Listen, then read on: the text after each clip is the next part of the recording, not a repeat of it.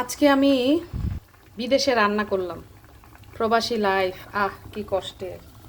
কিন্তু রান্না বান্না আমার কোনো অলস নাই, আমি রান্না বান্না পারি আলহামদুলিল্লাহ।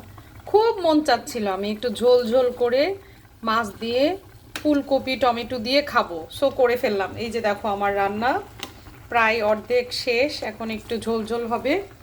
এখানে করলা ভাজি করেছিলাম, করলা ভাজি। এখানে বিকেলবেলা নুডলস করেছিলাম সন্ধ্যায়, আমি খাবো, খেয়েছি অলরেডি। আর এখানে হচ্ছে এই যে সবজি, সবজির জন্য কাটা হয়েছে। তো বিশেষ করে আমার এই তরকারিটা খাওয়ার জন্য আমার মন খুব আনচান করতেছিল, করে ফেলাইলাম। দেখো তরকারির কালারটা খুব সুন্দর আসছে। সো এটা আজকের আমার রান্নার আয়োজন তোমাদের সাথে শেয়ার করলাম। প্রবাসী লাইফ ভাই, প্রবাসী লাইফ ভাই, প্রবাসী লাইফ, প্রবাসী, আমি একজন প্রবাসী। সো কেউ বিদেশে আইসো না, যারা এসে পড়ছি তারা তো ধরা খেয়ে গেছি। আর কেউ এসো না, ঠিক আছে?